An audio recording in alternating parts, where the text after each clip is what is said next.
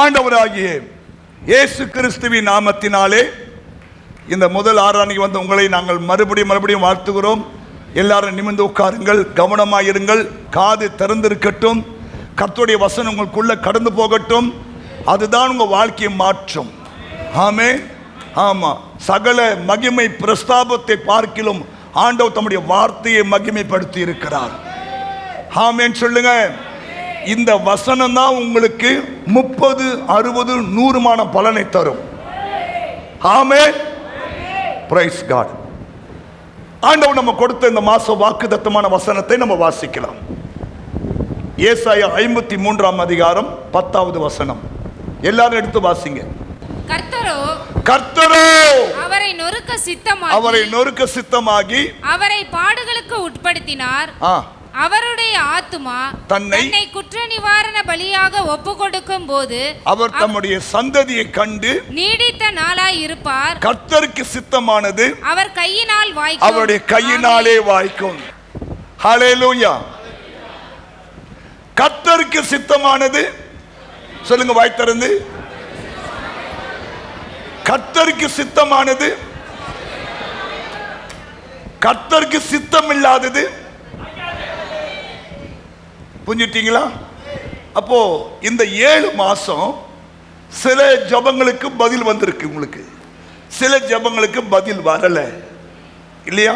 அப்போ நீங்க என்ன பண்ணணும்? இன்னும் ஜெபித்து தேவ சித்தத்தில் உங்களை கொண்டு போகணும். ஆமென் சொல்லுங்க. ஹல்லேலூயா. கர்த்தருடைய சித்தத்துக்கு உங்களை ஒப்பு கொடுக்கணும். கர்த்தருக்கு சித்தமானது அவருடைய கையினாலே வாய்க்கும், வாய்க்கும், வாய்க்கும். ஆமென்.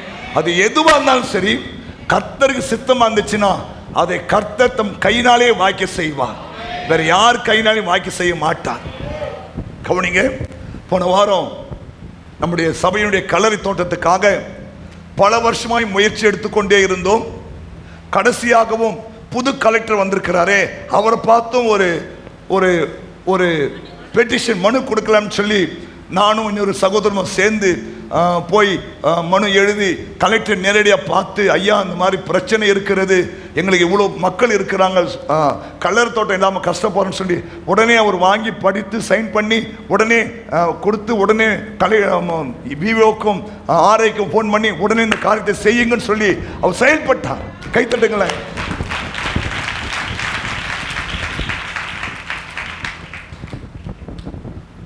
அப்போ கர்த்தருக்கு சித்தமானது அவருடைய கையினால வாய்க்கும். நாங்க காசு கொடுத்து கூட வாங்கலான்னு யோசித்தோம்.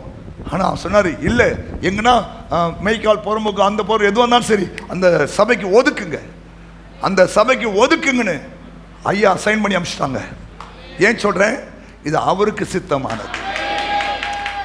ஏன்னா ஆபிரகாம் கல்லறை தோட்டம் வாங்கினான் என்று வேதம் சொல்லுகிறது. தன் மனைவியை அடக்கம் பண்ணுவதற்காகவே ஆபிரகாம் காசு கொடுத்து கல்லறை தோட்டம் வாங்கினான். அப்ப கல்லறை தோட்டம் என்பது தேவ சித்தம். அது ஒரு கையினால வாய்க்கும். தாமதித்தாலும் காத்திருந்தா அந்த காரியம் கைக்கூடி வரும். ஆமென் சொல்லுங்க. சரி, கர்த்தருக்கு ஸ்தோத்திரம். இன்னைக்கு ஒரு முக்கியமான ஒரு மனுஷனை குறித்து பார்க்க போகிறோம். பரிசுத்த வேதாகமத்தில் பழைய ஏற்பாட்டிலே தேவன் இந்த ஒரு மனுஷனை தான் என் இருதயத்துக்கு ஏற்றவன் என்று ஆண்டவர் சொல்கிறார். வாசிக்கலாம். அப்போஸ்தலர்கள் 13 அதிகாரம் 22 வசனம். எல்லாரும் எடுங்க. அப்போஸ்தலர் 13:22. பின்பு அவர் அவனை தள்ளி தாவீதை அவர்களுக்கு ராஜாவாக ஏற்படுத்தி ஈசாயின் குமாரனாகிய தாவீதை என் இருதயத்துக்கு ஏற்றவனாக கண்டேன். எனக்கு சித்தமானவைகளை எல்லாம் அவன் செய்வான் என்று அவனை குறித்து சாட்சி கொடுத்த. கைத்தட்டு பார்க்கலாம். ஒரு மனுஷனை குறித்து தேவன் சாட்சி கொடுத்தார் என்றால் அதுவும் விசேஷமாக தாவீது என் இருதயத்துக்கு ஏற்றவன். பழைய ஏற்பாட்டில் இப்படிப்பட்ட ஒரு சாட்சி பெற்ற ஒரே மனுஷன் தாவீது மாத்திரம்தான். மோசேக்கு அந்த பாக்கியம் இல்லை, ஆபிரகாமுக்கு அந்த பாக்கியம் இல்லை, ஈசாக்குக்கு அந்த பாக்கியம் இல்லை, யாக்கோபுக்கு அந்த பாக்கியம் இல்லை, மோசேக்கு அந்த பாக்கியம் இல்லை இல்லையா? ஆனா இந்த தாவீதுக்கு அந்த பாக்கியம் என்ன? என் இருதயத்துக்கு ஏற்றவன். அப்படின்னு என்ன அர்த்தம்? என் இருதயத்துக்கு ஏற்றவன்.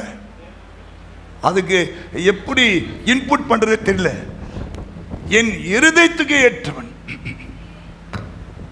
ஷாஜகானுடைய இருதயத்துக்கு ஏற்றவளாக மும்தாஜ் இல்ல மாறின பின்னால்தான் உலக அதிசயத்தில் ஒன்றான தாஜ்மஹாலை நாம் இங்கு டெல்லியில பார்க்கிறோம், ஆக்ராவில் பார்க்கிறோம். ஆமேன், ஆமேன். ஏன் இதை சொல்றேன் தெரியுமா? தாவீது என் இருதயத்துக்கு ஏற்றவன், என் இருதயத்துக்கு ரொம்ப பிடிச்சுவன், என் சித்தத்தெல்லாம் செய்வான்பா. பழைய ஏற்பாட்டில் இந்த ஒரு மனுஷனை குறித்து தேவன் சாட்சி சொல்லுகிறார். அதே போல புதிய ஏற்பாட்டில் ஆண்டவராகிய இயேசு கிறிஸ்துவை, ஆமா இல்லையா, என் பிதாவின் சித்தத்தை செய்து முடிப்பதுதான் என் போஜனமே ஆண்டு சொன்னார். வாசிமா அந்த வசனத்தை. யோவான் எழுதின புஸ்தகம் 4ஆம் அதிகாரம் 34வது வசனம். இந்த ரெண்டு பேரும் பழைய ஏற்பாட்டில் ஒரு ஆளு, புதிய ஏற்பாட்டில் ஒரு ஆளு. யோவான் 4:34. இயேசு அவர்களை நோக்கி நான் என்னை அனுப்பினவருடைய சித்தத்தின்படி செய்து அவருடைய கிரியையை முடிப்பதே என்னுடைய போஜனம். ஹல்லேலூயா. சரி, நம்ம ஏன் ஆண்டவருடைய இருதயத்துக்கு தாவீது ஏற்றவனாக இருந்தான் அல்லது ரொம்ப பிடிச்சவனாக இருந்தான்னு சொல்லி நம்ம பார்க்க போறோம். அப்படி நீங்கள் மாறும்போது நீங்களும் தேவனுடைய இருதயத்துக்கு ஏற்றவளாய் மாறிவிடுவீர்கள். உங்களை குறித்தும் தேவன் சாட்சி கொடுப்பார். ஆமென். சரி, ஒன்று தாவீது சிறு வயது முதலே தேவனை நேசித்த ஒரு பிள்ளை. கைத்தட்டுங்க. ஏன் இந்த பிள்ளைங்களா நீ பாட வச்சிருக்க தெரியுமா? வாசிக்கலாமா ஒரு வசனத்தை? 1 சாமுவேல் 17:33. அப்பொழுது சவுல் தாவீதை நோக்கி நீ இந்த பெலிஸ்தனோட எதிர்த்து யுத்தம் பண்ண உன்னால் ஆகாது. நீ இளைஞன். போதும். சிறு வயது முதற்கொண்டே தேவனை நேசித்த ஒரு தாவீது. கவனிங்க, நமக்கு எப்போ ஆண்டவர் நேசம் வரும்? ஒரு அம்மா பார்த்த, சிஸ்டர் நீங்க ஊழித்து வரலாமே கேட்டேன். பாஸ்டர் ரிட்டையர்ட் ஆன பிறகு வந்துடும் பாஸ்டர். எதுக்கு கலர் யூஸ் பண்றதுக்கா? எப்ப நீ ஆண்டவருக்கு ஊழியம் செய்யணும்? எப்ப நீ ஆண்டவனை ஒப்பு கொடுக்கணும்? இளைஞனாய் இருக்கும் போதே, வாலிபனாய் இருக்கும் போதே நீ ஆண்டவருக்கு ஊழியம் செய்யணும். ஆமா, புரியுதா? சொல்றான், நீ இளைஞன். கவனிங்க, ஏன் தாவீது அவனை நேசிச்சார்னா, அவன் சிறு வயது முதற்கொண்டே அந்த தேவனை நேசிக்கிற ஒரு மனுஷன். அவங்க வீட்டில் அவனை யாருமே நேசிக்கல, அவங்க அப்பா அவனை நேசிக்கல, அவங்க அம்மா அவனை நேசிக்கல, உடன் பிறந்த சகோதரர்கள் அவனை நேசிக்கல. ஆனா இவன் இயேசுவை நேசித்தான். அதனால இயேசு இவனை நேசித்தார் இல்லையா? அதனால தான் 7 பேருக்கு வராத அந்த ராஜ்ய பாரம் தாவீதுக்கு வந்தது. கைத்தட்டுங்களேன். ஏன்னா கவனிங்க, நீங்க சில பேர் ஆண்டவரை நேசிக்கிறது இல்லையா, வெளிப்படுத்த பல காரியம் செய்றீங்க, ஜெபிக்கிறீங்க, துதிக்கிறீங்க, கொடுக்கிறீங்க, ஆராதிக்கிறீங்க இல்லையா, ஸ்தோத்திரம். ஆனா தாவீதை போல தேவனை நேசித்த ஒரு மனுஷன் உண்டானால் அது தாவீது தான். ஏன்னா சிறு வயது முதற்கொண்டே, நான் சொல்றேன், உங்க பிள்ளைகளை சிறு வயது முதற்கொண்டே தேவனை நேசிப்பதற்கு நீங்கள் முயற்சி எடுக்க வேண்டும். ஆமென். ஏன்னா நம்ம தான் முதல் சந்ததி, உங்க பிள்ளை 2வது சந்ததி. உங்க பிள்ளைகள் யாரு? 2வது சந்ததி இல்லையா? அப்போ அந்த பிள்ளைகளை நம்ம எப்படி கொண்டு போகணும்? அந்த பிள்ளைகள் தேவனை நேசிப்பதற்கான சூழ்நிலைகள் நீங்க உருவாக்கி கொடுத்துடணும். அன்னைக்கு ஒரு குழந்தைய பார்த்தேன், கேட்டேன். அவங்க அம்மா சொன்னாங்க, பாஸ்டர் என் பிள்ளைக்கா ஜெபம் பண்ணுங்க பாஸ்டர், டாக்டர் இப்படி வியாதி இருக்குதுன்னு சொன்னாங்க. அப்போ சொன்னேன், நீங்கள் உங்கள் பிள்ளைகள் சண்டே கிளாஸ் போகிறாங்களான்னு கேட்டேன். இல்லை பாஸ்டர், எங்கள் சர்ச்சில் சண்டே கிளாஸே இல்லை பாஸ்டர், சர்ச்சை மாற்றிட்டேன். ஏன்? சண்டே கிளாஸ் இல்லாத சர்ச்சுக்கும் போகாத. ஏன்னா உன் பிள்ளைகள் சிறு வயது முதற்கொண்டே இயேசுவானவர் இல்லையா, சிறு வயது முதற்கொண்டே ஞானத்திலும் வளர்த்திலும் தேவ கிருபையிலும் மனுஷ தயவிலும் வளர்ந்தார் என்று வேதம் சொல்லுகிறது. சாமுவேலுக்கு கவனிங்க, சாமுவேல் அவங்க அம்மா பால் மறந்த உடனே கொண்டு கோயில் விட்டாங்களாம். ஒரு சரித்திரம் 3 வயசுலேருந்து 5 வயசு வரைக்கும் தான் அந்த டைம். 5 வயசை வச்சுக்கங்களேன். 5 வயசுலேயே சாமுவேல் கொண்டாந்து அவங்க அம்மா எங்கே விட்டாங்க? கோயிலை விட்டாங்க. ஆனால் பைபிள் போட்டிருக்கு, சாமுவேல் ஏலிக்கு முன்பாக தேவனுக்கு பணிவிடை செய்தான் போட்டிருக்கு. ஒரு 3 வசனம் அப்படி போட்டிருக்கு, வாசிக்க பார்க்கலாம். 1 சாமுவேல் 2:11. பின்பு எல்கானா ராமாவில் இருக்கிற தன் வீட்டுக்கு போனான். சரி. அந்த பிள்ளையோ ஆசாரியனாகிய ஏலிக்கு முன்பாக கர்த்தருக்கு பணிவிடை செய்து கொண்டிருந்தான். எந்த வயசுல? 5 வயசுல. உன் பிள்ளைங்க 5 வயசுல ஆண்டவர் பணிவிடை செய்தா? உனக்கே பணிவிடை செய்து கிடையாது. செய்தா ஏமா தன் ஏமா பே அப்பா பே சொல்தா? அப்ப நீ உருவாக்கல் அர்த்தம். 5 வயசுலயே அண்ணாள் தன் பிள்ளை எப்படி உருவாக்கிறார் பாருங்க. கர்த்தருக்கு பணிவிடை செய்ய உருவாக்கி இருக்கிறார். புரியுதா? அப்புறம் 2ஆம் அதிகாரம் 18ஆம் வசனம். பிள்ளைகளை எப்படி உருவாக்கணும் பாருங்க, நோட் பண்ணுங்க. சாமுவேல் என்னும் பிள்ளையாண்டான் சணல் நூல் ஏபோத்தை தரித்தவனாய் கர்த்தருக்கு முன்பாக பணிவிடை செய்தான். 26. சாமுவேல் என்னும் பிள்ளையாண்டானோ பெரியவனாக வளர்ந்து கர்த்தருக்கும் மனுஷருக்கும் பிரியமாக நடந்து கொண்டான். 3ஆம் அதிகாரம் 1ஆம் வசனம். சாமுவேல் என்னும் பிள்ளையாண்டான் ஏலிக்கு முன்பாக கர்த்தருக்கு பணிவிடை செய்து கொண்டிருந்தான். 15ஆம் வசனம். சாமுவேல் விடியற்காலம் மட்டும் படுத்திருந்து கர்த்தருடைய ஆலயத்தின் கதவுகளை திறந்தான். சாமுவேல் ஏலிக்கு அந்த தரிசனத்தை அறிவிக்க பயந்தான். சாமுவேல் 3 வயதிலிருந்து 5 வயதுக்குள்ளதான் அவன் அந்த ஆலயத்தில் இருக்கிறான். அப்போ சாமுவேலை குறித்து இவ்வளோ வார்த்தைகள் சொல்லப்பட்டிருக்கிறது. ஏன்? அந்த தாயார் அந்த பிள்ளையை அப்படி உருவாக்கி இருக்கிறாங்க. கவனிங்க, நான் சொன்னேன் முதல்ல உங்க சர்ச்சை மாத்துங்கன்ட்டு. நான் இல்ல பாஸ்டர், அது என் தாய் சபை தான், ஆனா நீ போயிடுவ, உன் புள்ள போயிடும். கவனிங்க, எந்த சர்ச்சில் இல்லையா சண்டை காசு இல்லை, இந்த ஊழியம் இல்லை, அந்த ஊழியம் இல்லை, தரிசனம் இல்லைன்னா சபையை மாத்து. ஆமா சொல்லுங்க, ஹல்லேலூயா. சபை நம்மை ஒரு நாளும் பரலோகம் கொண்டு போகாது. நீ நான் தான் பரலோகம் போக போறோம். ஆமேன். பரலோகத்தில் மிராக்கல் ஷெக்கினா அசம்பிளி இருக்குமா? நீ தான் மிராக்கல் ஷெக்கினா அசம்பிளி. புரியுதா? அங்கே தூய அந்திரேய ஆலயம் இருக்குமா?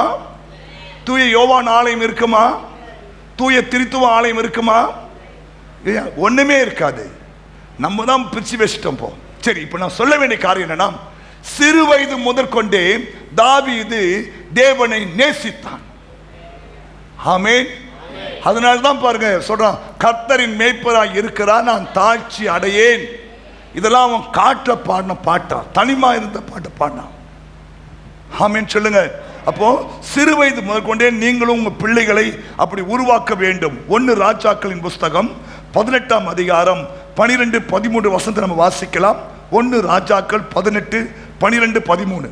நான் உம்மை விட்டு போன உடனே ஒருவேளை கர்த்தருடைய ஆவியானவர்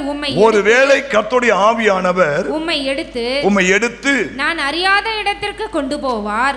அப்பொழுது நான் ஆகாபிடத்திற்கு போய் அறிவித்த பின்பு அவன் உம்மை காணாவிட்டால் என்னை கொன்று போடுவானே. உமது அடியானாகிய நான் சிறு வயது முதல் கர்த்தருக்கு பயந்து நடக்கிறேன். ஹலோ சிஸ்டர், பிரதர் கவனிங்க, கீழே இருக்க மேல கவனிங்க. இங்க இந்த ஒபதியா என்ற மனுஷன் அரண்மனையின் விசாரிப்புக்காரன். கவனிங்க, அவன் பேர் ஒபதியா. சொல்லுங்க. அவர் சொல்றாரு, சிறு வயது முதல் நான் கர்த்தருக்கு. உங்க பிள்ளைங்க சொல்ல முடியுமா, என் பிள்ளை கர்த்தருக்கு பயந்த புள்ள? பாஸ்டர், எத்தனை பேர் சொல்ல முடியும் என் பிள்ளை கர்த்தருக்கு பயந்த புள்ளன்னு? 1 2 3. ஏன்னா நம்ம உருவாக்கல, இன்னைக்கு இது ஆரம்பிச்சிடு. அவன் சொல்றான், நான் சிறு வயது முதல் கொண்டு கர்த்தருக்கு பயந்தவன். அதனாலதான் பாருங்க, அவன் இருந்த நாட்கள்ல எசபேல் இருந்தால் பைபிள் போட்டிருக்கு. யேசபேல் 1 ராஜாக்கள் 18:3-4 ஆனபடியால் ஆகாப் அரண்மனை விசாரிப்புக்காரனாகிய ஒபதியாவை அழைப்பித்தான். ஒபதியா கர்த்தருக்கு மிகவும் பயந்து நடக்கிறவனாய் இருந்தான். யேசபேல் கர்த்தரின் தீர்க்கதரிசிகளை சங்கரிக்கிற போது ஒபதியா 100 தீர்க்கதரிசிகளை சேர்த்து அவர்களை கெபிக்கு 50 பேராக ஒளித்து வைத்து அவர்களுக்கு அப்பமும் தண்ணீரும் கொடுத்து அவர்களை பராமரித்து வந்தான்.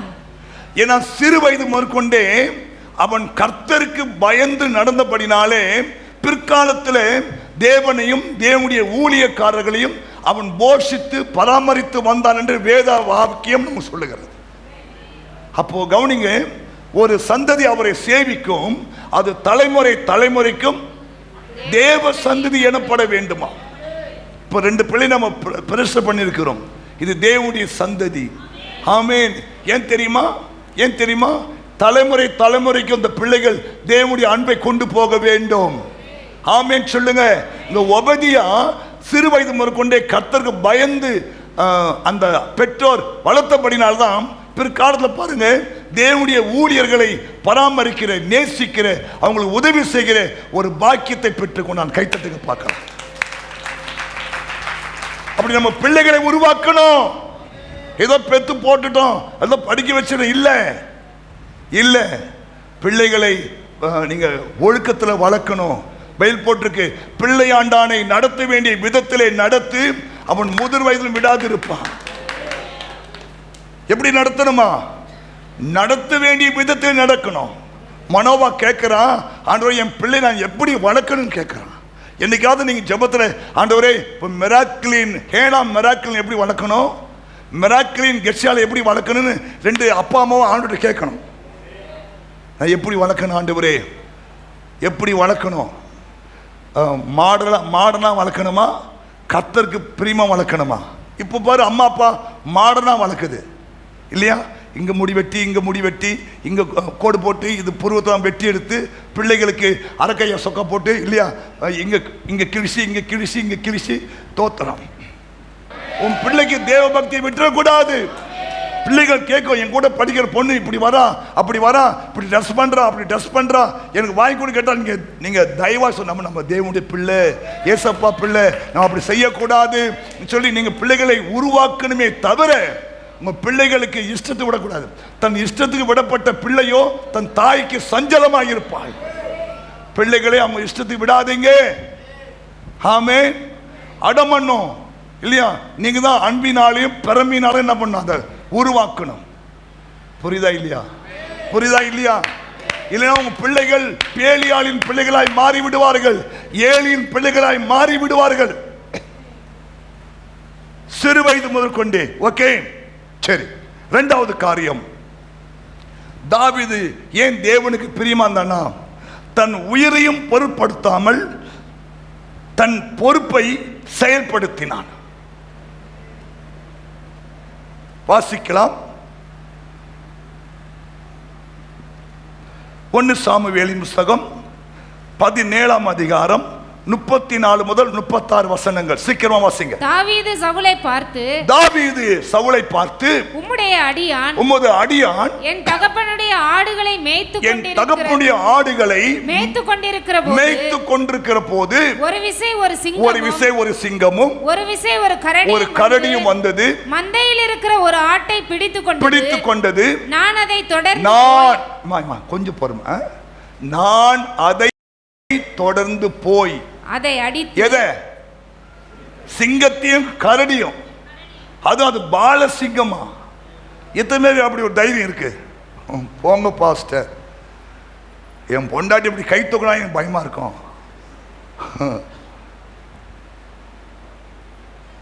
சோ தைரியம் இருக்கணும். பாம்பை போல வினவுல மக்களா இருக்கணும், புறா மாதிரி கபடிட்டு இருக்கணும், ஒரு தைரியம் இருக்கணும். பாருங்க, சொல்றான், ஒரு முறை சிங்கம் வந்துச்சு, ஒரு முறை கரடி வந்தது. நான் அதை ஒரு ஆடு முக்கியமா உயிர் முக்கியமா? தம்பி சொல்வா, ஆடு முக்கியமா உயிர் முக்கியமா? அப்ப ஆடு முக்கியம் இல்ல, ஆடு முக்கியமா உயிர் முக்கியமாங்க? உயிர் இருந்தால் 10 ஆடு வாங்கிக்கலாம், உயிர் போயிட்டா போச்சு. ஆனா பாருங்க, ஆடுக்காக தன் உயிரையும் பணையம் வைத்து செய்யறான் பாருங்க. ஆமா, அதான் நான் அதை தொடர்ந்து போய் அதை அடித்து, சிங்கத்தை அடிக்கிறான் பாருங்க. ஆளு தன் உயிரை பணையம் வச்சு தனக்கு கொடுக்கப்பட்ட அந்த பொறுப்பு இல்லையா, இவன் ஒரு மேய்ப்பன், தகப்பனுடைய ஆடை மேய்க்கிறான். அப்பாவுடைய ஆடு தானே கேட்டா, அப்பா என்னை அடிக்க வந்துச்சு நான் விட்டுட்டுன்னு சொல்லலாம், ஒன்னும் அப்பா சொல்ல போறது இல்லை. ஆனா அந்த பொறுப்பு அவனுக்கு இல்லையா, ஒரு ஆடு குறையக்கூடாது. அப்போ நான் அதை தொடர்ந்து போய் அதை அடித்து அதை அதன் வாய்க்கு தப்பிவித்தேன். அது என் மேல் பாய்ந்த போது நான் அதன் தாடியை பிடித்து அதை அடித்து கொண்டு, கைத்தட்டு பார்க்கலாம். இப்ப சிங்கம் யாரு? இப்ப சிங்கம் யாரு? இப்ப கரடி யாரு? தாவீதா. சிங்கம் யாரு? கரடி யாரு? பிசாசு. பிசாசு இல்லையா? அது உன் ஆட்டை, உன்னுடைய மாட்டை, உன் சொத்தை, உன் சுதந்திரத்தை பிடிக்க வரும்போது என்ன பண்ணணும்?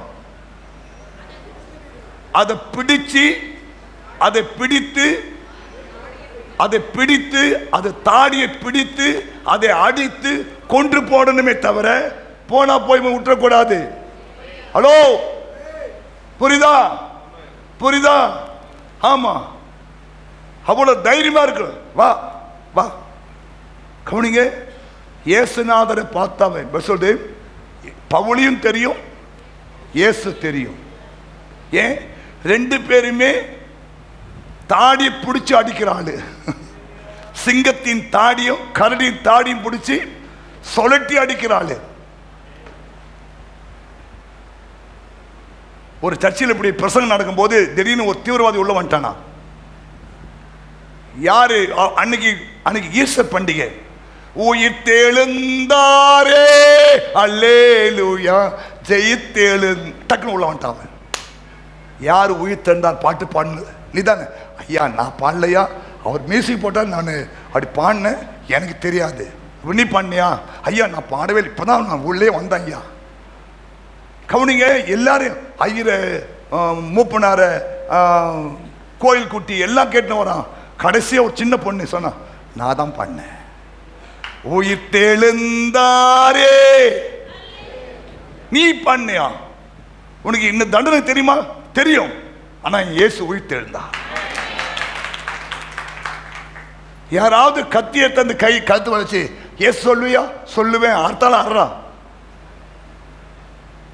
இல்ல இல்ல இல்ல, நான் சும்மா கோயிலுக்கு அப்படி போயிட்டு வரணும் தவிர நான்லாம் கிறிஸ்தவம் இல்லை, நான் ஞானசனம் கூட எடுக்கல. இல்லையா? ஸ்தோத்திரம். இந்த பாஸ்டர் கூப்பிட்டாருன்னு போனேன், அந்த அந்த அந்த அக்கா கூப்பிட்டு போனேன்னு தவிர எனக்கும் இயேசுநாதருக்கும் சம்பந்தமே சொன்னீங்கன்னா நரகத்துக்குள்ள போயிடுவேன்.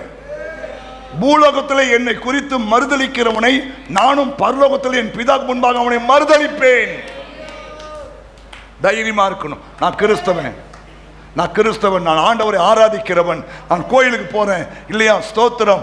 ஆனா நான் இயேசு மறுதளிக்க முடியாது. ஆமேன். எதுக்காக நான் இயேசு என்ன பண்ண விட்டு கொடுக்க மாட்டேன். ஒரு வைராக்கியம் இருக்கணுங்க. ஆமா சொல்லுங்க, ஒரு தைரியம் இருக்கணும். சொல்றான் பாருங்க, அதை நான் பின் தொடர்ந்து போய் அதை தாடியை பிடிச்சி அடிச்சு அதை கொன்னுட்டேன். இந்த கோலியாத்தை ஏமாத்துறேன் எனக்கு. சொல்றான் பாருங்க. ஆமா போட்டுக்காம அடுத்த வருஷம் அந்த சிங்கத்தையும் அந்த கரடியையும் உம்முடைய அடியானாகிய நான் கொன்றேன். விருத்த சேதனம் இல்லாத இந்த கோலியாத்து ஏமாத்திரம். சகோதரா, விருத்த சேதனம் இல்லாத எவ்வளவு பெரிய கோலியாத்து முன்னாடி வந்தாலும் நீதான் ஹீரோ, அவன் ஜீரோ. ஏன் ஏன் ஏன்? உனக்குள்ள ஒரு பெரியவர் இருக்கிறார். புரியுதா? ஆமா. பிசாசே வந்து கவனிங்க, ஒரு முறை பாலியாங்கிச்சோ ஜப்பான்ல ஊழியர் செய்யும் போது முதல் நாள் ஊழியத்தை முடிச்சுட்டு வந்து தான் அறிவுப்படுத்திட்டாரு. முதல் நாள் எந்த டிஸ்டர்பன்ஸ் இல்லை. ரெண்டாம் நாள் ஊழியம் முடிச்சு வரும்போது பேய் வந்து உட்காந்துக்கிறாங்க. நல்லா தூங்குறாரு. கவனிங்க, இவர் யாரோ பின்னாடி சொல்றாங்களா, யாரும் அந்த நேரத்தை சொல்றாங்கன்னு சொல்லிட்டு இப்படி திரும்பி பார்த்தா பேய் அப்படி தத்துவம் அந்த லூசிபர் அப்படியே உட்காந்துருக்கானா. நீயா? சரி, இது போய் திரும்பி பார்த்துட்டான்.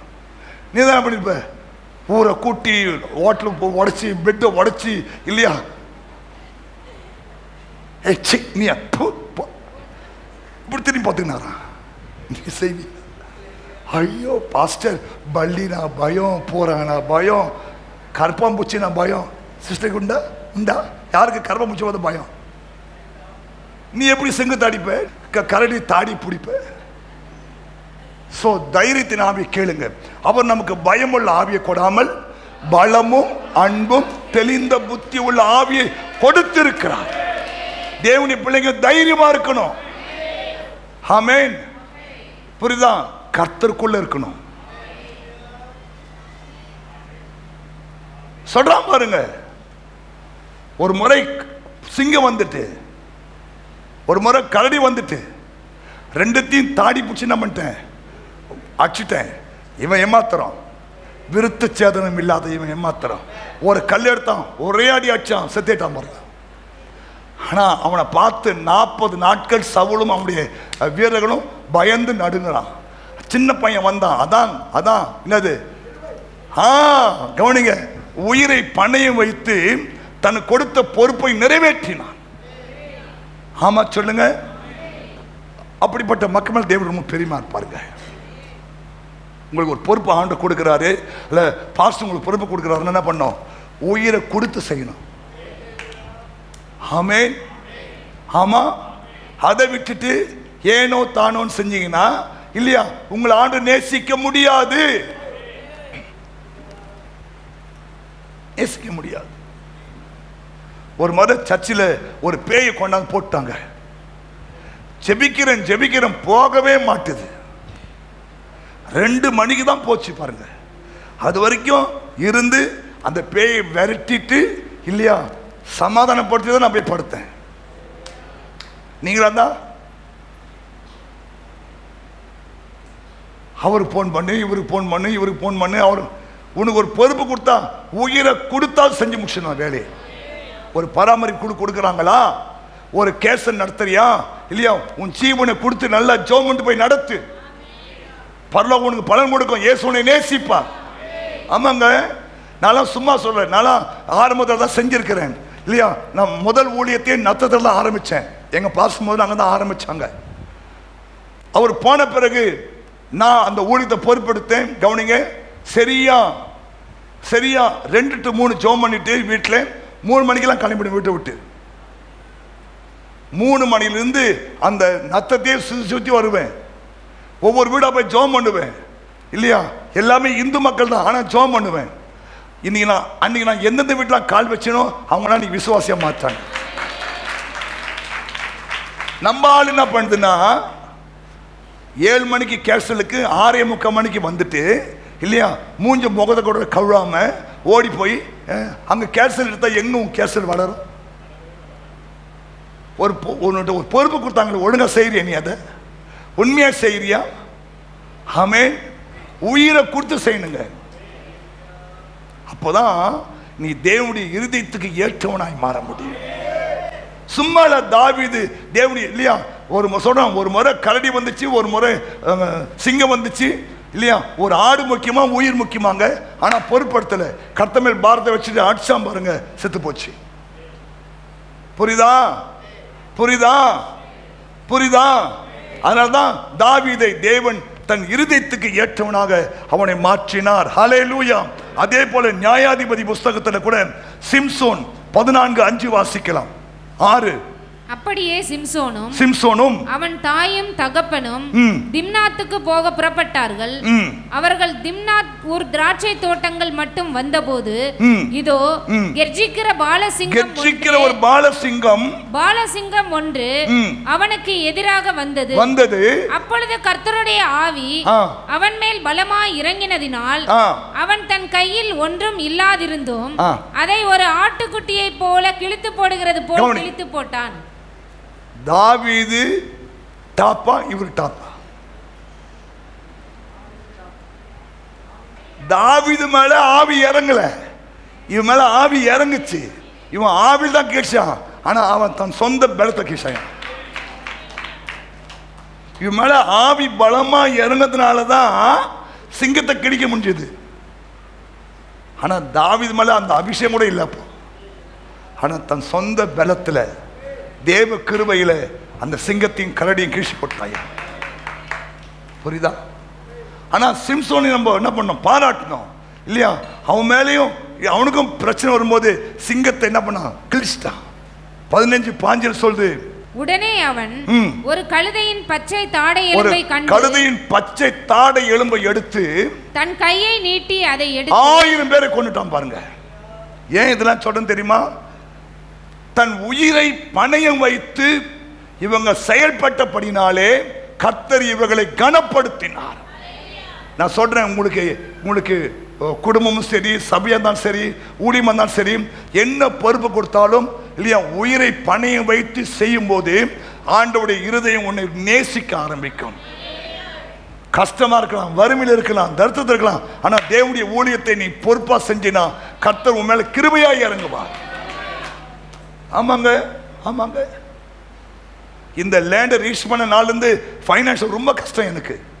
இருந்தாலும் தேவனுடைய ஆலயத்தை அழகுபடுத்தணும் இல்லையா, தேவனுடைய ஆலயத்தை சுத்தமாக்கணும், தேவனுடைய ஆலயத்தை இன்னும் அழகாக்க வேண்டும் என்ற ஒரு ஆசை இருக்கு, ஆசை இருக்கு. ஆமா சொல்லுங்க, ஹல்லேலூயா. கர்த்தர் நல்லவர். நேற்று என் ஒய்ஃப் என்கிட்ட ஒரு 10,000 ரூபாய் கொடுத்தாங்க. ஏங்க, நேற்று அவங்க ஒரு சுகமளிக்கிற ஆராதனை நடத்தினாங்க. அந்த ஆராதனையில் காணிக்கை எடுத்து அந்த காணிக்கையுடைய முதல் பகுதியை இந்த சில்ட்ரன் சர்ச்சுக்காக நான் கொடுக்கணும்னு சொல்லிட்டு 10,000 ரூபாய் கொடுத்தாங்க. கைத்தட்டுங்களேன், குட். ஆமா சொல்லுங்க, ஹல்லேலூயா. இதெல்லாம் தெய்வம் பார்த்துக்கினே இருப்பாரு. நீ எந்த சூழ்நிலையில, எவ்வளவு கஷ்டத்தின் மத்தியில, எவ்வளவு தேவை மத்தியில நீங்க தேவனையும் தேவனுடைய ஊழியத்தையும் தேவனுடைய சபையும் அவருடைய காரியத்தையும் நேசிக்கிறீங்க என்பதை தேவன் அறிவார். தாவீதை தேவன் ஆசீர்வதிப்பதற்கு இன்னொரு காரணம் பைபிள் சொல்லுகிறது, கவனிங்க.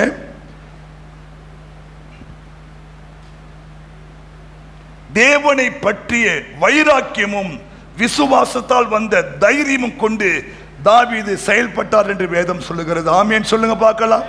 ஹல்லேலூயா, ஹல்லேலூயா. கவனிங்க, ஒரு வைராக்கியமுள்ள ஒரு மனுஷன். வாசிக்கலாமா? சங்கீதம் 132, சங்கீதம் 132 1 முதல் சில வசந்த வாசிங்க பார்க்கலாம். கர்த்தாவே தாவீதையும் அவனுடைய சகல உபத்திரவத்தையும் நினைத்தருளும். அவன் நான் கர்த்தருக்கு ஒரு இடத்தையும் யாக்கோபின் வல்லவருக்கு ஒரு வாசஸ்தலத்தையும் காணும் மட்டும் என் வீடாகிய கூடாரத்தில் பிரவேசிப்பதும் இல்லை, என் படுக்கையாகிய கட்டிலின் மேல் ஏறுவதும் இல்லை, என் கண்களுக்கு நித்திரையையும் என் இமைகளுக்கு உறக்கத்தையும் வர விடுவதும் இல்லை என்று கர்த்தருக்கு ஆணையிட்டு யாக்கோபின் வல்லவருக்கு பொருத்தனை பண்ணினார். பாருங்க, கவனிங்க, இன்னும் உட்காருங்க. தாவீதையும் அவனுடைய உபத்திரவத்தையும் நினைத்தருளும். ஏன்? அவன் நான் கர்த்தருக்கு ஒரு இடத்தையும் யாக்கோபின் வல்லவருக்கு ஒரு வாசஸ்தலத்தையும் நான் காணும் மட்டும் என் வீடாகிய கூடாரத்திலே நான் பிரவேசிக்க மாட்டேன், என் படுக்கையில போய் ஏற மாட்டேன், என் கண்களுக்கு நித்திரையையும் என் இமைகளுக்கு உறக்கத்தையும் வரவிட மாட்டேன் சொல்லி கர்த்தருக்கு ஆணையிட்டு யாக்கோபின் வல்லவருக்கு ஒரு பொருத்தனை பண்ணினான். இப்படிப்பட்ட ஆளுங்க யாரா இருக்கீங்களா?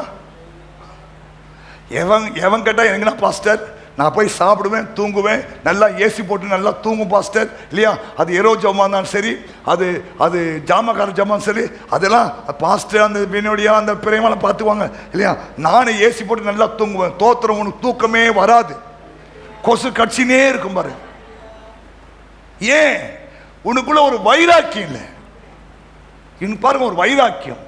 என் தேவனுக்கு ஒரு இடத்தை, என் தேவனுக்கு ஒரு வாசஸ்தலத்தை நான் கட்டணும், அது வரைக்கும் என் கட்டில் மேல நான் ஏற மாட்டேன். என்ன வைராக்கியம் உனக்கு வருமா? கருங்க, அகஸ்டின் ஜெபக்குமாருக்கு கேள்விப்பட்டீங்க? அகஸ்டின் ஜெபக்குமார் பீகார் மிஷனரி. அவருக்கு கல்யாணம் ஆன ஃபர்ஸ்ட் நைட் அவருக்கு இரவு ஜெபம். புது பொண்ணாட்டிட்டு இரவு ஜெபத்துக்கு போயிட்டாரு. நீ இருந்தா கேன்சல், ஜெபம் கேன்சல். ஏன்னா எனக்கு கல்யாணம் ஆகிடுது, எனக்கு இன்னைக்கு தாங்க முதல் இரவு, அதனால நான் அதுக்கு போயிடணும், அதனால சொல்லிடுப்பில்ல. ஆனால் அவர் மீட்டிங் கேன்சல் பண்ணல, அதை தியாகம் பண்ணாரு. தன் மனைவிட்டுன்னு அந்த முதல் இரவுக்கு பதிலாக முதல் இரவு ஜெபத்துக்கு போயிட்டார். இன்னைக்கு பாருங்க, நீங்க தேவன் அவரை ஆசீர்வதித்து பீகார்ல ஒரு மாவட்டத்தையே கர்த்தர் கொண்டு வந்திருக்கிறார். ஒரு மாவட்டம்னா செங்கல்பட்டு மாவட்டம் மாதிரி 8 தாலுக்கா கொண்ட ஒரு மாவட்டத்தை ஆண்டுக்குள்ள நடத்தினாரு. கைத்தட்டுங்களேன். காரணம் என்ன? ஒரு வைராக்கியம் ஆண்டு மேல உனக்கு இருக்கா? இருக்கா? ஏன் உன் வாழ்க்கை நல்லா இல்லை? ஏன் நீ தேவனுடைய இறுதிக்கு ஏற்றால மாறின இல்லையா? அவன் என் சித்தத்தில் செய்வான்ப்பா. என்ன பொறுத்தனை? இந்த பொறுத்தனை நான் கூட பண்ணது கிடையாது. ஹல்லேலூயா. அப்படி பொறுத்தனை பண்ணி ஜெபம் பண்ணு. என் ஆண்டவருக்கு ஒரு இடம், என் தேவனுடைய ஒரு வாசஸ்தலத்தை நான் பார்க்குற வரைக்கும் இல்லையா, என் கட்டில் மேலே ஏற மாட்டேன், என் படுக்கிற போய் படுக்க மாட்டேன், என் கண்களுக்கு நித்திரை நான் வரவே விட மாட்டேன். அதை பார்த்த பிறகுதான் நான் தூங்குவேன்னு சொல்ற ஒரு வைராக்கியம் உனக்குள்ள வந்துட்டான். நீங்கள் தேவனுடைய இருதயத்துக்கு ஏற்றவனாய் மாறும். வாலிபனே அப்படி செயல்படு. வாலிப பிள்ளைகள் அப்படி செயல்படுங்க இல்லையா? கர்த்தர் கொடுத்த ஊழியம், கர்த்தர் கொடுத்த சபை, கர்த்தர் கொடுத்த காரியத்தில் ஒரு வைராக்கியமா இருங்க. பாவத்தை பொறுமை தள்ளு, பிசாசை எட்டி உதை இல்லையா? உன்னை கொண்டு தேவன் செய்ய வேண்டிய அந்த செயல்களை செய்ய விடாம பிசாசு உன்னை என்ன பண்றான்? டைவர்ட் பண்றான். அவனை அப்புறப்படுத்து. ஒரு பொருத்தனை பண்ண, ஆண்டவரே ஆமா நீர் எனக்கு கொடுத்த இந்த பொறுப்பு, இந்த ஊழியத்தை நான் செய்வேன் ஆண்டவரே, நான் செத்தாலும் சாகுறேன் ஆண்டவரே, நான் செய்வேன்னு சொல்லி பொருத்தனை பண்ணி செய்ய ஆரம்பிச்சா கர்த்தருடைய இருதயத்துக்கு ஏற்ற நான் மாறிடுவேன். ஆமாங்க. ஹல்லேலூயா. என்னை இயேசு நேசிக்கிறாரா இல்லையா? எனக்கு அப்பப்போ கொஞ்சம் பெருமை வரும், என்னை இயேசு நேசிக்கிறாரா? ஏன்னா அவருக்கு பிரியமானதெல்லாம் செய்ய எனக்கு ஒரு ஆசை இருக்கு. ஆமென் சொல்லுங்க. அவர் இன்னும் என்கிட்ட நிறைய பணத்தை கொடுத்தாருன்னா ஃபுல் ஏரியாவை வாங்கி போட்டு இல்லையா, அங்கங்கே ஒரு உங்களுக்கு தேவையானதெல்லாம் வந்து கொண்டு வந்துடுவேன் நான். ஆமாம் சொல்லுங்க. உன் தேவை தான் தேவனுடைய தேவை, தேவனுடைய தேவை தான் உன் தேவை. ஆமென். ஹல்லேலூயா. புரியுதா? புரியுதா? அப்போ ஏன் தாவீது அவருடைய இறுதி ஏற்றம் மாறிட்டான்? ஏன் மாறினா? ஒரு வைராக்கியம், ஒரு விசுவாசம் வரணும் நமக்குள்ள. புரியுதா? தைரியம் சொன்னான், தேவனுடைய பிள்ளைப்பா, நான் வர முடியாது. ஆமென் சொல்லுங்களேன். ஹல்லேலூயா. ஒரு அந்த வைராக்கியம் வரணும். கிறிஸ்தவன் ஒரு வைராக்கியம் இருக்கணும். ஆமென் சொல்லுங்க. என்னப்பா கிறிஸ்துவனா இருந்துட்டு இப்படி பொய் சொல்ற, என்னப்பா கிறிஸ்துவனா இருந்துட்டு இப்படி தப்பு பண்ற, என்னப்பா கிறிஸ்துவனா இருந்துட்டு இப்படி செய்யறேன்னு எவனும் கேட்டக்கூடாது. ஏன்னா கிறிஸ்துக்கு அது அவமானம். ஹல்லேலூயா. ஒரு வசனத்தை நம்ம வாசிக்கலாமா? 1 ராஜாக்கள் 19:10. 1 ராஜாக்கள் 19:10. எலியா சொல்றாரே, நான் வெகு பக்தி வைராக்கியமா இருக்கிறேன்.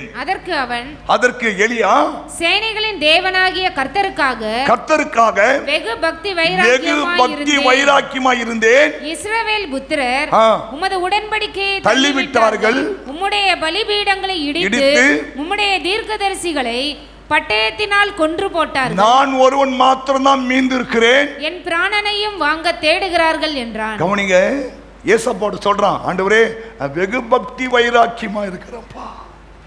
தம்பி சகோதரா சொல்லணும், நான் பக்தியா இருக்கிறேன் இல்லையா? ஆமா, அங்க ஒரு காலி இங்க ஒரு கால், பக்தியாயிரு. வெகு பக்தி வைராக்கியமா. இதையே பவுல் சொல்றான் பாருங்க. அப்போஸ்தலர் 22:3 வாசிங்க பார்க்கலாம். அப்போஸ்தலர் 22:3 எலியா பவுல் சொல்றார் பாருங்க. 22:3 அப்போஸ்தலர் 22:3. நான் யூதன் சிலிசியா நாட்டில் உள்ள தர்சு பட்டணத்திலே பிறந்து இந்த நகரத்திலே கமாலியேலின் பாதத்தருகே வளர்ந்து முன்னோர்களுடைய வேத பிரமாணத்தின்படியே திட்டமாய் போதிக்கப்பட்டு இன்றைய தினம் நீங்கள் எல்லாரும் தேவனை குறித்து வைராக்கியம் உள்ளவர்களாய் இருக்கிறது போல நானும் வைராக்கியமாய் இருந்தேன். கைத்தட்டுங்க பார்க்கலாம். என்ன வார்த்தை! வைராக்கியம் இருக்க உனக்கு. ஒவ்வொரு தேவனுடைய பிள்ளைக்கும் ஏசப்பா மேல ஒரு வைராக்கியம் இருக்கணும். நான் செத்தாலும் சாகுவேன், நான் அதை செய்ய மாட்டேன், இந்த தப்பை பண்ண மாட்டேன், இந்த தவறு செய்ய மாட்டேன் இல்லையா, என் தேவன் துக்கப்படும்படி நான் செய்ய மாட்டேன் சொல்லியா வைராக்கியமா இரு. அல்லேலூயா. ஆமா, செத்தாலும் நான் இப்படி கன்னியா போய் செல்வேன் தவிர தவறான உடன்படிக்கை நான் போக மாட்டேன். என்ன சொல்றான் பாருங்க, நான் தர்சு பட்டணத்தான், நான் தேவனுடைய போதனைப்படி நான் வளர்க்கப்பட்டிருக்கிறேன். கவனிங்க, நிமிந்து உட்காருங்களேன். பவுலுடைய அப்பா வந்து ஒரு கிரேக்கன், அம்மா வந்து ஒரு யூத ஸ்திரீ, ரெண்டுமே ஒத்து வராத கேஸு. ஆனால் அந்த அம்மா பாருங்க தன் பிள்ளையே அழகா உருவாக்கிட்டு 16 அப்போஸ்தலர் 16:1-2. அதன் பின்பு அவன் தெர்பைக்கும் லீஸ்திராவுக்கும் போனான். அங்கே தீமோத்தேயு என்னப்பட்ட ஒரு சீஷன் இருந்தான். அங்கே தீமோத்தேயு என்று ஒரு சீஷன் இருந்தான். அவன் தாய் விசுவாசம் உள்ள யூத ஸ்திரீ. அவன் தகப்பன் கிரேக்கன். அவன் லீஸ்திராவிலும் இக்கோனியாவிலும் உள்ள சகோதராலே நற்சாட்சி பெற்றவனாய் இருந்தான். அவனை பவுல் தன்னுடனே கூட்டிக் கொண்டு போக வேண்டும் என்று விரும்பி, அவனுடைய தகப்பன் கிரேக்கன் என்று அவ்விடங்களில் இருக்கும் யூதர்கள் எல்லாரும் அறிந்திருந்தபடியால் அவர்கள் நிமித்தம் அவனுக்கு விருத்தச்சாதனம் பண்ணினான். வைராக்கியம். புரியுதா? சில வீட்டை பாருங்க, இந்த கலப்பினம் மேரேஜ் ஆகும்போது சில பிரச்சனை வரும். அது அங்க எதிர்த்து ஜெயிக்கணும், தேவன் தான் ஜெயிக்கணும். ஆமென் சொல்லுங்க. தவறான காரியத்தை போயிடாதீங்க, வைராக்கியமா நில்லுங்க. ஆமா, எலியா சொல்றாரு, கர்த்தர் தெய்வமானா கர்த்தர் பக்கம் நில்லு, பாகால் தெய்வமானா பாகால் பக்கம் நில்லு. ரெண்டு மனசா குந்தி நடக்காது. இரு மனம் உள்ளவர்கள் தன் வழியெல்லாம் நிலையற்றிருப்பார்கள். கர்த்தர் தெய்வம், அவருக்கு வைராக்கியமாயிரு. ஆமென், ஹல்லேலூயா. நான் திராட்சரசம் குடிக்க மாட்டேன். புரியுதா? அந்த மனவாக்க அவங்க ஒய்ஃபுக்கு சொல்றாரு, நான் உனக்கு ஒரு குழந்தை கொடுப்பேன், ஆனால் நீ என்ன பண்ணு, திராட்சரசம் குடிக்கக்கூடாது, தீட்டாந்து ஒன்று நீ தொடக்கூடாது. அப்புறம் 3 காரியம். வாசிமா 13ஆம் அதிகாரத்தில், திராட்சை செடியிலே உண்டாகிறது ஒன்றையும் சாப்பிடாமல். எவ்வளவு வைராக்கியம் பாருங்க, ஒரு குழந்தை பெற்றெடுக்கிறதுக்கு இவ்வளவு வைராக்கியம். திராட்சை ரசமும் மதுபானமும் குடியாமலும் தீட்டானது ஒன்றும் புசியாமலும் நான் அவளுக்கு கட்டளையிட்டதை எல்லாம் கைகொள்ள கடவுள் என்றார். போதும், கவனிக்கணும், ஒரு வைராக்கியம் வேணும். ஹலோ தம்பி, தங்கச்சி, வாலிபனே, வாலிபுள்ளையே, வைராக்கியமா வாழணும், வைராக்கியமா இருக்கணும். அப்போதான் நீங்க தேவனுடைய இருதயத்துக்கு ஏற்றவனாய் மாற முடியும். நீங்க தேவனுடைய இறுதி ஏற்றம் மாறிட்டீங்கன்னா இல்லையா, அந்த தேவன் தாவீதுக்கு அருளின நிச்சயமான கிருபைகளை உனக்கும் அருளி செய்வார். ஆமென், ஆமென் சொல்லுங்க. அப்போ சொல்றாரு, நான் வெகு பக்தி வைராக்கியம் உள்ளவன். அந்த வார்த்தையெல்லாம் நீங்க கேட்கும் போதே உங்க உள்ளத்துல சூடு வரணும், உங்க உள்ளம் கொழுந்து விட்டு எரியணும். ஐயோ, கவனிங்க, ஆண்டு உங்க பக்தி பார்த்து மெச்சிக்குவாரா, தலை தொங்க போடுவாரா? எத்தனை பேர் ஆண்டு என் பக்தி பார்த்து சந்தோஷப்படுவான்னு சொல்ல முடியும்? என்னமோ வீடு வாழ்ந்து காடு போன்னு சொல்லுது பாஸ்டர். ஏதோ கோயில வந்தா மோட்சம் கிடைக்குன்னு சொல்றாங்க. உனக்கு மோட்சம் கிடைக்காது, பக்தியா இருந்தாதான் மோட்சம். ஆமா, ஹலோ, பக்தி வைராக்கி இருக்கணும். என்னைக்கு ஏசப்பா மெய்யான கடவுளை அறிஞ்சிட்டியோ இல்லையா, பக்தியாய் வளரணும். பவுல் சொல்றான் இல்லையா, நான் பக்தியாய் வளர்ந்திருக்கிறேன். எலியா சொல்றாருல, வெகு பக்தி வைராக்கியமாய் இருந்தேன். நீங்க உங்க பக்தி வைராக்கியம் எங்க வேலை செய்யறது உன்னை பத்தி கேட்டா தெரியும். நீங்க வேலை செய்யற இடத்த அட்ரஸ் எங்களுக்கு கொடுத்துருப்பாங்க, நான் விசாரிக்கணும். உன் பக்தி வைராக்கியம் நான் விசாரிக்கணும். ஹலோ இல்லையா, நீ இருக்கிற வீட்டு அட்ரஸ் கொடுத்துருப்போ இல்லையா, உன் வீட்டு பக்கத்து வீட்டுக்காரன் நான் விசாரிக்கணும். உன் பக்தி தெரியும் சார், அது மூதேவி சார், அது 9 மணி தூங்கும் சார், உன் பக்தி தெரிஞ்சிடும். ஆனா பாஸ்டர் வராதீங்க பாஸ்டர், நீங்க வீட்டுக்கலாம். நான் உங்க வீட்டுக்கு ஸ்ட்ரெயிட்டா வரமாட்டேன், பக்கத்து வீட்டில் போய் விசேஷமா இருக்கு. நான் எப்போ வந்தாலுமே பக்கத்து வீட்டுக்காரமாவையும் இந்த வீட்டுக்காரமா விசாரிச்சுதான் உங்க வீட்டுக்கு வருவேன். ஏன் உன் பக்தி தெரியணுமே. சார், அந்த அம்மாவை நம்பாதீங்க, அது ஆக்ஷன் ஃபெலோ. ஆமா, அது ஒரு ஆக்டர். உன்னை பார்த்தா அப்படி என்ன சம்பா தம்பி, உன் பக்தி. ஒரே மாப்பிள்ளை பார்க்க போயிருக்கிறாங்க, மாப்பிள்ளைக்கு எதாவது கெட்ட பழக்கம் உண்டானு பொண்ணு வீட்டுக்காரன் கேட்டிருக்கிறான். அப்போ எந்த கெட்ட பழக்கம் ஒன்றும் கிடையாது. நான்வெஜ் சாப்பிட்டாருன்னா கொஞ்சம் கொஞ்சம் பீடா போடுவார். அப்புறம் ஒரு குவார்டர் மட்டும் சாப்பிடுவாரு, சின்ன சிகரெட் ஒன்று பிடிப்பாரு, வேற என்ன வேணும்? ஆனா மாப்பிள்ளைக்கு எந்த கெட்ட பழக்கம் இல்லையா? நான்வெஜ் சாப்பிடும்போது கொஞ்சம் குவார்டரும் ஒரு சிகரெட்டும் ஒரு பீடியும் இல்லையா?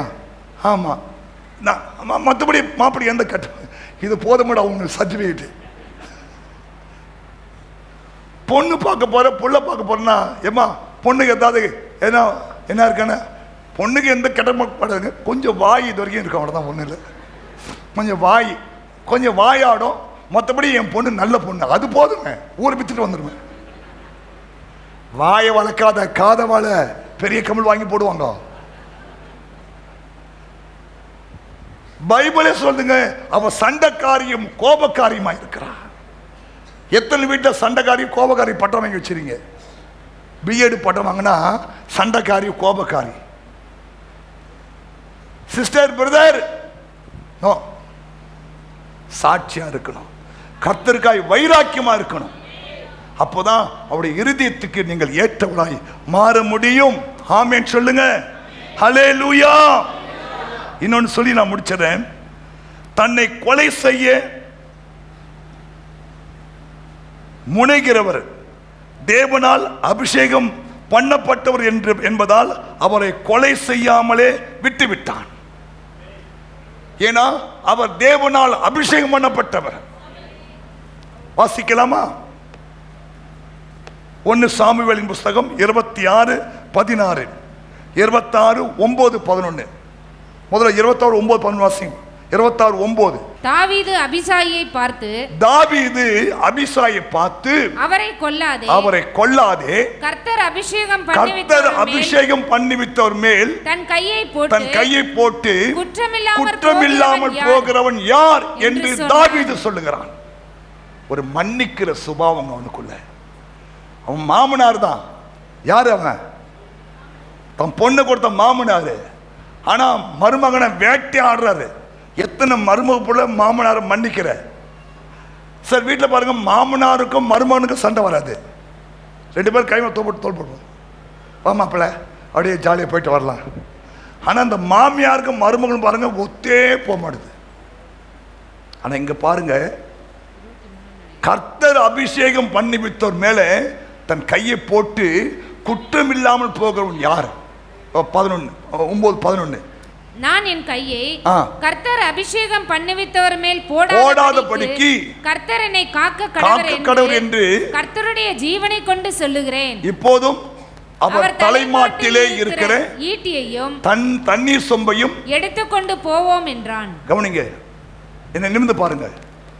தேவன் அபிஷேகம் பண்ணினவர்கள் மேல எக்காரணத்தை கொண்டு என்ன பண்ணாதீங்க, கை போற்றாதீங்க, உங்க விரோதமா பேசிடாதீங்க, உங்க விரோதமாய் நடக்காதீங்க. ஹல்லேலூயா. இது தேவனுடைய இருதயத்துக்கு உன்னை ஏற்றவனை மாற்றிடும். புரிஞ்சிட்டீங்களா? 26:16. 26. நீர் செய்த இந்த காரியம் நல்லதல்ல. கர்த்தர் அபிஷேகம் பண்ணின உங்கள் ஆண்டவனை நீங்கள் காக்காமற் போனபடியினால் நீங்கள் அபிஷேகம் பண்ணப்பட்டவன் நீங்க காக்கணும், கொலை பண்ணக்கூடாது. இது தாவீதுக்குள்ள இருந்த ஒரு நல்ல குணங்க. கவனிங்க, வேட்டை ஆடுறான், ஒரு குருவி வேட்டாடுற மாதிரி இந்த தாவீதை அவன் வேட்டாடுறான் இல்லையா? கவனிங்க, மருமகன் என்று கூட பார்க்காம இல்லையா, தேவன் அபிஷேகம் பண்ணப்பட்டவன் கூட பார்க்காம சவுல் என்ன பண்றான்? காய் மகாரமா பைல் போட்டிருக்கு. அந்த கோலியாத்தை கொண்ட பிறகு இந்த பெண்கள்லாம் ஒரு பாட்டு பாட்டாங்க, சவுல் கொன்றது 1000, தாவீது கொன்றது. அந்த பாட்டு நிமித்தம் அவனுக்குள்ள ஒரு காய் மகாரம் வந்து விட்டது. கவனிங்க, உனக்குள்ள அந்த காய் மகாரத்தின் ஆவி வரக்கூடாது, அந்த பழி வாங்குற அந்த ஆவி வரக்கூடாது. அது ஒரு பிசாசின் ஆவி. சரி சொல்லிட்டு போறோம், போட்டோம். உங்களுக்கு அப்படி இருக்குல்ல, பாஸ்டர் ஒரு ஆளை கொஞ்சம் என்கரேஜ் பண்ணும்போது அவனுக்கு பாருங்க உள்ள வயிறு எரியும் பாருங்க இல்லையா? முட்டை போட்டா வெந்துரும் பாருங்க வயிறு. நிறைய பேர் வயிறு அப்படிதான் இருக்குது, முட்டை போட்டா வெந்துரும், அவ்வளோ ஹீட் ஆகிடுது வருவார். நம்ம பழகணும். தேவன் அபிஷேகம் பண்ணி இருக்கிறவர்கள் மேலே கை போற்றக்கூடாது, அபிஷேகம் பண்ணப்பட்ட விரோதமாக பேசக்கூடாது, செயல்படக்கூடாது இல்லையா? இதெல்லாம் தேவனுடைய இருதயத்தை துக்கப்படுத்திவிடும். ஆமா ஆமா, தேவன் அபிஷேகம் பண்ண ஊழியர்களை மதிக்கணும். நீங்க மதிக்கணும், அங்க வார்த்தைக்கு செவி கொடுக்கணும். ஆமென். ஏன்னா நேற்று நாங்கள் ஒரு வசந்த வாசிச்சோம். மத்தேயு எழுதின புஸ்தகம் 13-12 அதிகாரம். வாசிங்க அந்த வசனத்தை. எவனாகிலும் மனுஷகுமாரனுக்கு விரோதமான வார்த்தை சொன்னால் அது அவனுக்கு மன்னிக்கப்படும். எவனாகிலும் பரிசுத்த ஆவிக்கு விரோதமாக பேசினால் அது இம்மையிலும் மறுமையிலும் அவனுக்கு மன்னிக்கப்படுவது இல்லை. கவனிங்க, ரொம்ப அழகான வார்த்தை. எவனாகிலும் மனுஷகுமாரனா இயேசு, இயேசுக்கு விரோதமாய் வார்த்தை சொன்னால் அது அவனுக்கு மன்னிக்கப்படும். ஆனா பரிசுத்தாவி விரோதமாக ஒருத்தன் பேசுறானா அவனுக்கு இம்மையிலும் மறுமையிலுமே மன்னிப்பே இல்லை. இயேசுவால மன்னிக்க முடியாத ஒரு பாவம் உண்டானால் பரிசுத்தாவி விரோதமாய் நீ பேசுவதுதான், அல்லது பரிசுத்தாவி பெற்ற பிள்ளைகள் விரோதமாய் பேசுவது, நடப்பது, செயல்படுவது, விரோதமாய் எழும்புவது, உனக்கு இம்மையிலும் மறுமையிலும் உனக்கு மன்னிப்பே கிடையாது. எவ்வளவு கடினமான ஒரு வார்த்தை பாருங்க. இயேசுக்கு விரோதமா பேசுறோம் மன்னிச்சு வரோம். ஆனா பரிசுத்தாவி விரோதமா பேசிட்டினா இம்மையிலும் மறுமையிலும். அததான் உங்க மத்தியில் யாராவது ஒரு ஆள் அபிஷேகம் பெற்றாங்கன்னா அவங்கள கேவலமா பேசாதீங்க, அவங்கள வேற மாதிரி பேசாதீங்க, தூஷணமா பேசாதீங்க. உங்க வீட்டுக்காரர் அபிஷேகம் பெற்றிருக்காரா அவரை மதிங்க, உங்க மனைவி அபிஷேகம் பெற்றிருக்காங்களா அவங்கள மதிங்க. ஆமா ஆமா, ஹல்லேலூயா. என்னை கனம் பண்ணுகிறவனி நான், என்னை அசட்டை பண்ணுகிறவர்கள். புரிஞ்சுட்டா? புரியுதா? அப்போ இயேசுவால மன்னிக்க முடியாத ஒரு பாவம் என்ன? பரிசுத்தாவிக்கு விரோதமாய் பேசுவது. அதனால்தான் மோசேக்கு விரோதமாய் மிரியாம் பேசும்போது கர்த்தர் கோபம் வந்து அவனுக்கு குஷ்ரோகத்தை உண்டாக்கிட்டான். ஏன்? அவன் தாசன், நான் அவனோட முகபமாய் பேசுகிறேன். அவனுக்கு விரோதமாக பேச உனக்கு பயம் இல்லாமல் போயிட்டா அவன் போயிட்டாரு, அவனுக்கு குஷ்ரோகியா மாட்டா. என்ன சொல்றேன்? தாவீது அவருடைய இருதயத்துக்கு ஏற்றவன். என் சித்தத்தெல்லாம், இதெல்லாம் ஒரு சித்தங்க. எது? அபிஷேகம் பண்ண பிள்ளைகளுக்கு விரோதமாய் பேசாமல் இருப்பது, கொல்லாமல் இருப்பது, அவங்களை காப்பது, இதெல்லாம் அவர் சித்தம். புரிஞ்சிட்டீங்களா? புரிஞ்சிட்டீங்களா? சொல்லுங்க. 4 காரியம் சொன்னேன். 1, அவன் சிறு பிள்ளை முதற்கொண்டே தேவனுக்கு பிரியமாய் வளர்ந்தான், நேசிச்சான். 2வது தன் உயிரையும் பொருட்படுத்தாமல் தன் பொறுப்பை செய்தான். 3வது தேவனை பற்றிய வைராக்கியமும் விசுவாசத்தால் வந்த தைரியமும் கொண்டு செயல்பட்டார். கோலியத்தை அஷ்டனா இல்லையா? இவன் ஏமாத்திரம் ஒரே அடி கொடுத்தார். 4வது தன்னை கொலை செய்ய முயற்சிக்கிற ஒரு மனுஷன் தேவனால் அபிஷேகம் பண்ணப்பட்டவன் என்பதை அறிந்து அவரை கொலை செய்யாமல் விட்டான், மன்னிச்சிட்டான். மன்னிக்கிற சுபாவம். புரியுதா? இதுதான் தாவீதை தேவனுடைய இருதயத்துக்கு ஏற்றவனாய் மாற்றி விட்டது. நம்மளா எந்த நிக்க இதெல்லாம் நீங்க செயல்படுத்தணும் வாழ்க்கையில. அப்படியே டைரி எழுதி வச்சு அப்படியே மூடி வச்சு போக கூடாது. ஒவ்வொரு நாளும் போய் வீட்டில் பார்த்து ஆண்டவரே நான் இதைப்படி நடக்கணும்னு கேளுங்க ஆண்டுட்ட. எல்லாரும் ஏந்து நிக்கலாம். எல்லாம் எழுந்து கண்ணை மூடி, ஆண்டவரே என்னை இந்த வார்த்தைக்கு ஏற்றவனாய் மாற்றும், நானும் உம்முடைய இருதயத்துக்கு ஏற்றவனாய் மாற வேண்டும் ஆண்டவரே. சகோதரனே சகோதரியே, வாலிப தம்பி வாலிப தங்கச்சி, இந்த கடைசி நாள்ல வந்திருக்கிறோம். நீங்கள் தேவனுடைய இருதயத்துக்கு ஏற்றவனாய் மாற வேண்டும். அவன் என் சித்தத்தின்படி எல்லாம் செய்வான் ஆண்டு சொன்னாரு. அப்படிப்பட்ட ஒரு நல்ல பெயர் பெற்று வாழ வேண்டும். கை வைத்துங்க பார்க்கிறோம். இயேசுவே பிதாவே, உம்முடைய குமாரன் இயேசுவின் நாமத்திலே இந்த நல்ல வேலைக்காய் ஸ்தோத்திரம். ஆசீர்வதிங்க ஆண்டவரே, இந்த மக்களை ஆசீர்வதிங்க, ஜனங்களை ஆசீர்வதிங்கப்பா. தாவீது தேவனுடைய இருதயத்துக்கு ஏற்றவனாய் இருந்தான் என்று பார்க்கிறோம். நாங்கள் இந்த கடைசி நாட்களில் தாவீதை போலவே உம்முடைய இருதயத்துக்கு ஏற்றவனாக மாற நீர் எங்களுக்கு கொடுத்த ஆலோசனைக்காய் ஸ்தோத்திரம். இந்த ஆலோசனையை கேட்ட ஒவ்வொரு பிள்ளைகளும் ஆண்டவரே தொடர்ந்து உமக்கு பிரியமான பிள்ளைகளாக மாற நீர் உதவி செய்யும்படியா ஜெபிக்கிறப்பா. ஆண்டவரே ஸ்தோத்திரம். கர்த்தருடைய ஆவியானவரே இவளை ஏவும்படியாக, இவளை உருவாக்கும்படியாக ஜெபிக்கிறேன். எல்லா தடைகள் பிசாசு கிரியை விலகட்டும். நல்ல சுக பல ஜீவன் ஆரோக்கியம் தீர்க்காயுசு உண்டாகட்டும். குடும்பத்தில் சமாதானம் சந்தோஷம் சுகம் ஆரோக்கியம் உண்டாகட்டும். வேலையிலே சமாதானம் சந்தோஷம் உண்டாகட்டும். ஆண்டவரே நீரே இந்த அருமையான பிள்ளைகளை தொடர்ந்து வழிநடத்தி ஆசீர்வதியும். உம்முடைய ஊழியக்காரன் அப்படி மனதார வாழ்த்தி ஆசீர்வதிக்கிறேன். புறப்பட்டு போகும்போது உம்முடைய தூதரை கூட வைங்க. இயேசு கிறிஸ்து மூலம் ஜெபிக்கிறோம் நல்ல பிதாவே. என் ஆத்துமாவே கர்த்தரை ஸ்தோத்திரி.